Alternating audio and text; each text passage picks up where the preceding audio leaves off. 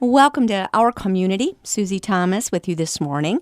Happy to welcome Miss Susie from the Weaver Child Development Center. Good morning. Good morning. This is a place near and dear to our hearts. We have watched Weaver grow and develop into what it is now. It's just an amazing resource in our community. So for those who might be new in town, tell us a little bit about Weaver. What are you? And tell us a little bit about what makes Weaver tick. Okay.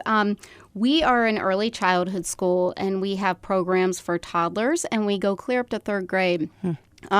We're a Christian Reggio-inspired school, and what that means is that we, without giving you a whole history of what the Reggio Emilia approach is, we value childhood, and we value the interests of the children that walk into our classrooms, and we look at those interests and we develop projects and activities around those interests so that we can get their attention, and then we go from there. It sounds like homeschooling at school. It is much like that. Yes.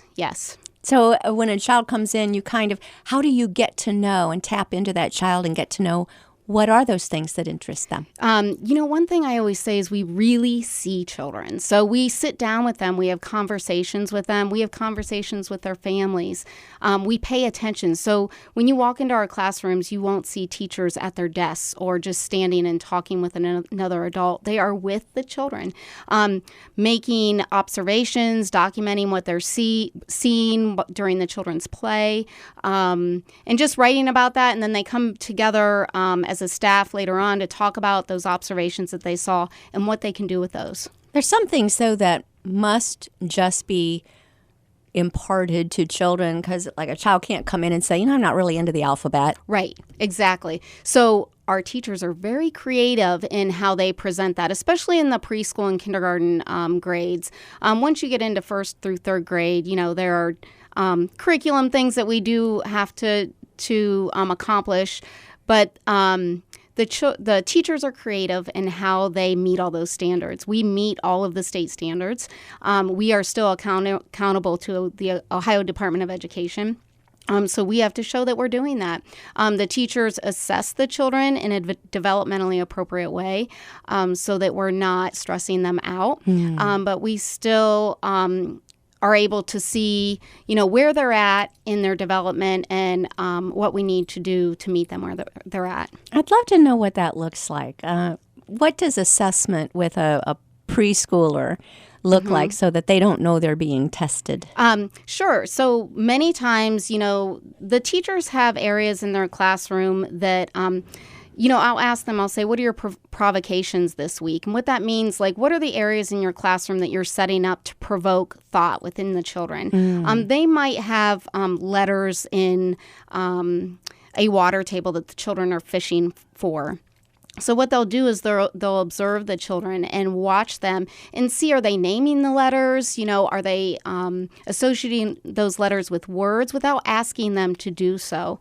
So then while they're observing this, they're writing it down. So it's a way of taking their observations that they're seeing of the children and then interpreting that data into their report cards and things that they have to show. I've always heard that a child's work is play, or play is a child's work. How does that work? You're saying that it truly is this way, that they are learning kinds of things. What kinds of things do children learn just from playing at a water table? Problem solving. If the teachers put things in there, that the children are pouring things through, problem solving, how to get along with others, all different. I could go on and on and on. There's all kinds of articles written about why children need to learn through their play. It's also what they know. That is their world is play, and that's how they're testing the environment that they're in is through play. So they're making hypotheses, they're testing them out, and then, they're creating their own data while they're doing that. The things you're telling me that they learn are really universal things that grown-ups need to learn as well. I'm thinking problem solving and working together as a group and group dynamics. And is this why we're seeing offices go off to a room where they have to try and figure out how to get out. Sure. Is play something that we all learn from? I think so. It's about paying attention to the consequences of our actions. Children need to learn the life skills so that they can learn the academics that are so important. I have people that will come to me and say, what does my child need to know when they come into kindergarten? And I'll say, that's our job to teach them all these academic things. But what we're looking at most of all is, can they sit in a group? Can they attend to a speaker? How are their social interactions so that they can pay attention to learn all the academics that we need to that we are responsible for teaching them. So those life skills are really important, and we need to pay attention to those. And I think sometimes those get put on the back burner. Yes. By getting all caught up with can they tie their shoe? Right. So those kinds of things kind of come with fine motor development anyway. Absolutely. What kinds of things take place? And tell me what the classroom looks like. And let's maybe go from one age group to another age group of what this actually looks like, a day at Weaver. Sure. Well, one thing I can tell you right away is you can check out our website at weavercdc.org, and you can visit our Facebook page, and you will get to see exactly what the classrooms look like at our school and some of the activities that they're doing. But the classrooms are they're very engaging. They create a lot of curiosity for the children. You will see centers set up in the classrooms. We do not have desks in any of our classrooms, preschool through third grade. What do they write on? We have tables.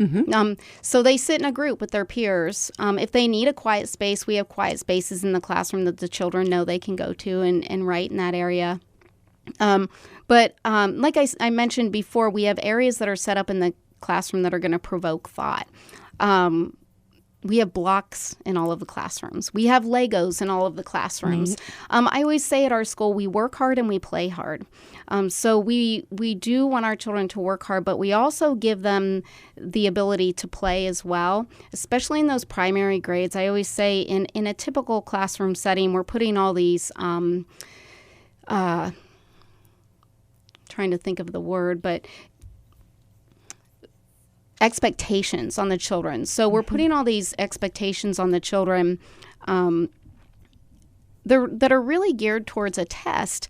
And so our children are becoming stressed out, and they are. And what's happening, so the recess time and the play time is becoming smaller and smaller. So that is how children learn to deal with that's how they deal with the stress that's being put on them. So if we're taking that out of the classroom, then how are they supposed to deal with the added pressure that's happening to them? Because, it is what it is, So it's important that they have that playtime to relieve their stress. And it sounds to me also that you're giving them a tool to use later in life when stress starts to build up. Absolutely. Go for a run, do something that you love doing. It also eliminates the behaviors that you don't want to see in the classroom, the negative behaviors. People always will ask, about discipline issues. And I kind of chuckle because I say we don't have those because we are meeting children where they're at, and our classrooms are all set up to be developmentally appropriate. So our children do not feel frustrated all day long. Kids don't all want to play with the same toy at the same time. I'm thinking what happens to siblings, when there is a little bit of conflict, when maybe both want to play with the same thing at once. How do you resolve that? I have a teacher, my 3-year-old preschool teacher has a wonderful way of explaining this to the parents when they come in. And it's funny because she'll say to them, we do not teach your child how to share. And the parents are kind of like, what? Well, we were hoping you would. Yes. So, what that looks like is if a child has a toy, they might not be finished with that toy. So rather than an adult coming in and saying, can you give that to so-and-so? It's more about teaching the other child who wants that toy to come up and say, can I play with that when you're finished? And the other child with the toy saying, yes. But that, and the child won't say this, but that child that wanted that toy, they might have to wait till tomorrow. because that child maybe wanted that toy all day today. And that teaches empathy. If we're constantly micromanaging our children in the choices that they make, then sometimes we are taking away that opportunity for them to learn empathy. The child that had the toy all day, maybe she had the opportunity to recognize, wow, I had this all day. I want to be sure that I don't pick that up tomorrow. So-and-so has it. Or we've actually seen a child go grab it the next day and give it to that child. So how cool is that? So you're really teaching them to always be thinking about the other person. Absolutely. Yes. Whoa, that's brilliant. And isn't that when we're all happier? When we're not thinking about ourselves? Right. Absolutely. And we try to always say, this is what Christ taught us to do. Jesus thought of others. So teaching our children to be Christ-like. At the age of 3. Sure. Love it. Yes, why not? Let's build that in right from the beginning. How many children are in a classroom? We have, in our 3s program, we typically have between 15 and 17, and with 2 teachers. In our 4s program, we have anywhere from 17 to 19. In our kindergarten program this year, we have 26 students with 2 licensed teachers. First grade, 14 we have, and then our second and third grade each have 12. I'm wondering how, I think it's so interesting that a veterinarian is the person who really got behind this and championed it. What is the relationship there? Do you know? You mean with Dr. Weaver? Yes. And actually, he was, I think he was an OBGYN, if I'm correct. Oh, he was His son was the veterinarian. Yes. Okay. So it was the veterinarian's dad who was originally the person who championed you. And I think that he wasn't the one that had the vision for the school. I think that he was on the board of Malone at the time. And so they felt, he was someone that was very active in the community and people loved, so he was a good person to name the school after. Yes, and the whole family actually, just wonderful folks. Which kind of brings us to the fact that started on the campus of Malone, and you've outgrown everywhere you've been and moved along. But how nice to have the relationship now, not just with Malone, but other colleges, that gives the college students, education students, an opportunity to get some hands-on at like the best possible environment. Right. Talk a little bit about that, the relationship between the college students and the students of Weaver. Sure. Well, I'm an adjunct professor at Walsh University, and I teach in their elementary and early childhood program. So the students, my college students, come to Weaver, and they spend many field hours engaging in the classrooms and getting to spend time. And I always say they get to see the best practices in early childhood education. And I always encourage them to take something that they have learned from our school into their own classrooms. So that's been a wonderful partnership that we have with Walsh. We have 2 student teachers this semester from Walsh as well. They're in our second and third grade. Wow. And it's a great relationship. So we not only do we get to make a difference in the lives of children, but we're also making the difference in the lives of our future teachers. And all the children that they in turn are going to go have an impact upon. Think of that. I love it. The seeds you're planting is amazing. We've actually had children that have gone into their local public school system after they've left our school, and they've been with a teacher that has had field hours in Weaver, and the student has come home and said, "Mom, they know the Weaver way."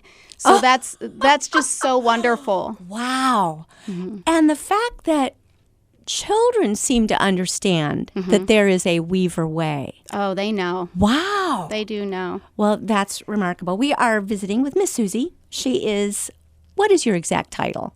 My exact title is the executive director of Weaver Child Development Center, but I'm the principal. She's principal. What we would think of as a principal. Sure. I kind of do a little of everything. I would put you as superintendent. I'd give you a raise there of Weaver Child Development Center, and we're going to be back after these words. You're listening to Our Community. Well, welcome back to Our Community. Susie Thomas visiting with Miss Susie from Weaver Child Development Center. And something you're going to want to check out, go to weavercdc.org or find them on Facebook. Where can we find you physically? Where are you located, Susie? We actually are located within St. Mark's Episcopal Church, and the address is 515 48th Street Northwest. We're in Canton. The zip code is 44709. So we're located within that church. And you've just kept growing and growing and growing and had to find new environments. Right. What made St. Mark's so perfect for a flip fit? Well, they had a day school there years ago, so they had empty classrooms that I became aware of. So to make a long story short, we approached them and they were excited to have life brought into that building again. And we were excited to have a place to be. And I will tell you, I just love it there. The relationship with the people there, St. Mark's people are just wonderful. And the space is just beautiful and it gives us a lot of room. So it's been really a great fit. And if you're just tuning in and you're picturing in your mind old Sunday school classes with rows of little chairs, that is not what this looks like at all. In fact, let's talk a little bit about what makes Weaver so unique among preschools and early primary schools. Sure. I always share with parents that the thing that makes us unique is that we get to honor childhood. So we really pay attention to the children and where they are at developmentally, and we get to meet them where they're at developmentally. Because we're a private school, we're not part of a larger system where we do not do the state standardized tests. However, we do have to assess the children. We do have to show that we're assessing the children, and we do have to show where they're at in their development. How we do that is what's so different and unique. We do it in a way that respects and honors childhood. As far as our kindergarten through third grade programs, we spend a lot of time with hands-on projects, so you're not going to see children sitting down and doing worksheets all day long. In fact, I share with families that if you want your children doing worksheets all day long, then please do not come to our school because you won't see that. We have a no homework policy. We believe that children need to be at home with their families when they leave our school. So we honor and cherish family time when they go home. That is music to so many families' ears because when even third grade can be a ton of homework by the time they get home. Right. And you're adding, as you were saying, the stress and the pressure for, an 8, a 9-year-old. Right. That comes later, naturally. There'll be plenty of time for that. Why do it to them now, right? Again, that's why grown-ups need escape rooms. Yes. We need to go play as well. Absolutely. So, okay. Yeah. But I didn't mean to interrupt you. No, that's okay. So that's something that's unique. A couple things I'll mention is our kindergarten through third grade program, all of our teachers are trained in the Orton Gillingham approach to teaching reading. It's a multi-sensory approach to the instruction of reading. So I love professional development and staying current with the teachers. So that is a program that's very unique that our whole school uses the Orton Gillingham approach to reading. Can I just stop you there? Sure. What is that approach? I come from real old school where some people you either were a phonics person or you were a word shape person. Right. And it seemed like never the twain shall meet. So what is this new approach? Well, I think it's taking all of that and then putting it together. That's probably smartest. Right. The idea is that children learn how to read in different ways. So because it's multisensory, so yes, it's very phonics based. One thing that I like that is it's proven, so it's all research based as well. So it's a multisensory approach so that you are meeting all children where they're at in their developmental phase of reading. I'm without going into, it's fabulous. It is fabulous. And I just feel really blessed that all of our teachers, including myself, have been trained in it. Myself and our third grade teacher actually, we're in the letters training program, which is put on at Walsh University. We're going to Walsh University for that training, and that's it's called the Language Essentials for Teachers of Reading and Spelling. And this also is a research-based professional development for teachers to give them the skills they need to master the fundamentals of reading instruction. We found in the collegiate world that and I was part of this. You have to teach reading in the classroom. Yes, you do. They're going to need that. Right. And so, but when we look back, we see that we weren't really taught how to teach reading. Oh, that's so true. So there is such a focus now that we need to train our teachers on how to teach reading, and the fundamental skills that are needed for that. So we at Weaver have just jumped on that, bandwagon and are doing that. How wonderful, too, that at Weaver you are recognizing that children learn how to read differently, not that children learn how to read some quicker or slower than others. Absolutely. Because when I think of the olden days and reading groups, and everybody knew who were the cheetahs and who were the snails, and nobody was fooling anybody as you named reading groups. To be labeled that early as a child can't be good. Right. That had to be detrimental. Right. And why get a whole group of kids hating school right out of the gate? Right. Right, So that is true. to be able to find, okay, how do you learn to read? Right. Let's find that, and Right. then let them take off. That is true. And isn't it fun watching kindergartners just pick up something and read like nobody's It is business? so much fun. Yeah, to see that light go on. So yes. Ah, so much fun. Yeah, that is, I think watching a child when the light goes on, as you say it, that is the most rewarding thing. Right. Is the same true with math? Because some of us never did pick up on that. Right. Well, we have a wonderful math curriculum. It's very fundamental. It's very basic. And yes, it's true. Reading at this time is something so crucial because right now the children are learning to read, and then later on they read to learn. So it's so important that they have the skills that they need to do so later on. So that is why that program is so important to us. Yes. But yes, our math program is phenomenal as well, very fundamental. And the teachers are really good at paying attention to and seeing if there are some delays with the children. We believe in early intervention, so that if there is something going on with a child, that we can intervene early to help them. Wonderful. Well, here's what some people are going to consider the bad news. You only go to third grade. Yes, I hear that quite often. Why is that? Right. So we only go to third grade because like I said before, we honor childhood. Early childhood is the time of birth through third grade. And so we get to be that early childhood for your child, and we talk about how we pack their bags. So we give them all the skills that are necessary for moving on. And honestly, when they go on to fourth grade, when our students leave, and I will say most of them go into their local public school system, they're ready. They got all their wiggles out and learned while they were moving around, and they're ready to sit at a desk. They've, acquired this love of learning that they are taking with them into their next school, and they're just ready. They're ready for all of that.